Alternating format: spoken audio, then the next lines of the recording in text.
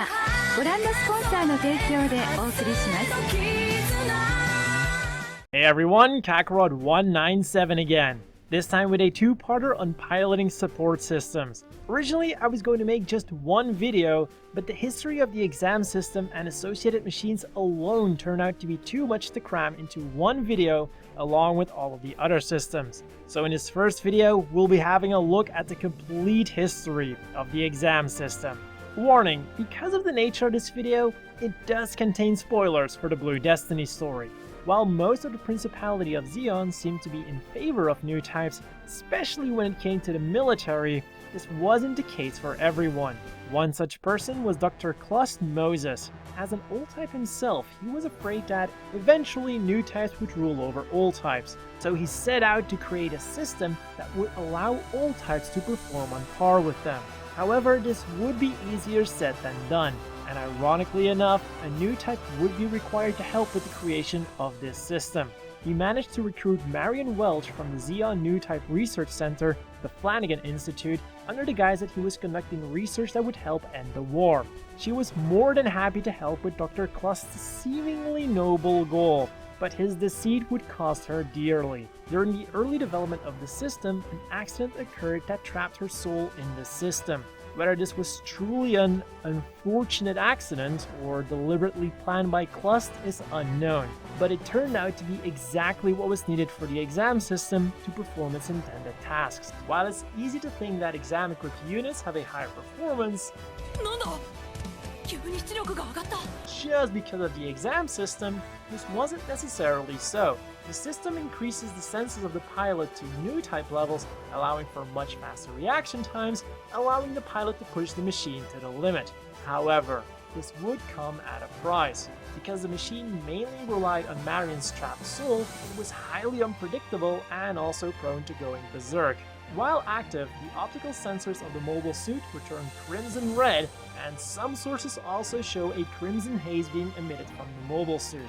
While it was never tested, because the exam system simulates new type abilities, it is also possible that the system would allow an old type to control new type only weaponry such as bits or funnels. Despite all of these drawbacks, the positives were enough for the system to be installed into 5 known units. The first one was Zeon's Afreed Custom, piloted by Nimbus Sturzen. The machine was a heavily customized version of the Afreed, a machine intended for mass production but abandoned in favor of the Dom. This Afreed featured a double grenade launcher on each arm, 2 heat swords instead of just 1, new shoulder armor, and additional boosters, armor, and missile launchers on the legs. After its completion, Dr. Clust defected to the Federation and to the exam system along with him. No official reason was ever given, but a potential one is that he realized that the war was turning in the Federation's favor and that he was afraid to be judged as a war criminal for his inhuman research. On the Federation side, the project was placed under the supervision of Captain Alf Kamra, an engineering officer who also took part in the development of the Gym ground type. Most likely because of this, the system would first be installed into a customized Gym ground type, dubbed the Blue Destiny Unit 0. The machine was used to test out the mobility that would be granted by using the exam system, and also allowed the Federation to gather information on its enhanced power output and the cooling required for it. Unfortunately, the results were deemed unsatisfactory by the Federation, and it was decided to move from a Gym frame to a Gundam frame instead. In order to save development time, the head containing the exam system was transplanted as is, resulting in the now famous Blue Destiny Unit 1. Several test pilots tried to master Unit 1, but there was another unexpected side effect. The trapped soul of Marion would try to reach out to the pilots and ask them to help set her free. Combined with the already strenuous nature of the exam system, this proved to be too much for most of the test pilots to handle. モーゼス博士、カムラ技術隊 BD1 回収成功。パイロットはダメでした。Finally, test pilot and Loom veteran Yu Kajima not only managed to bear with Marion's calls, but he also responded to her and vowed to help her.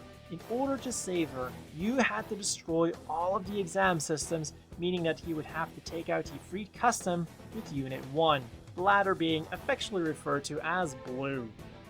Other than superficial changes such as a new backpack, extra verniers, extra cooling, slightly different armor, double chest Vulcans, and double wire-guided missile launchers, Blue also features an upgraded power generator and magnetic coating, granting the machine superb maneuverability. However, one important thing about the magnetic coating is that it was most likely either a last-minute addition, something that was added after it was already in active use, or something that was applied at about the same time as the RX-78-3, the unit that was supposedly the first testbed for the magnetic coating. While it is not known exactly when the RX-78-3 was completed, the wide base, along with the spare parts that would eventually become the G3, arrived at Jaburo on November 27th, with the Battle of Jaburo itself taking place on November 30th.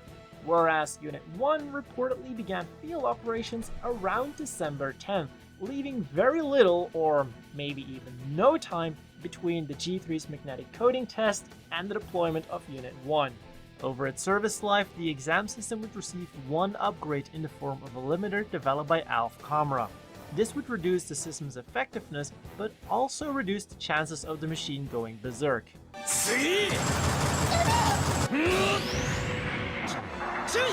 やめてください冗談が過ぎるぜユウ。もう終わったよ。敵はいねえ。すまない You eventually managed to take out the Freed Custom at the cost of Unit 1 also being destroyed.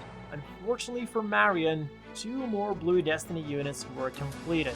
Named Unit 2 and Unit 3 respectively, both units were virtually identical, with the only differences being the color scheme and Unit 2 not adapting Unit 1's exam limiter. Both units were also very similar to Unit 1, but they now sported the iconic Gundam head and a backpack that also allowed them to operate in space. Unit 3 was originally meant as a spare machine for the 2 Comet units, Unit 1 and 2, but in a twist of fate, a group of Zeon commandos along with Nimbus launched an attack on the base where both units were stationed, and Nimbus managed to steal Unit 2. This meant that Unit 3 had to be pushed into service as is with you behind the wheel. Because of this, there was simply no time to paint Unit 3 in the same blue colors as its sister units.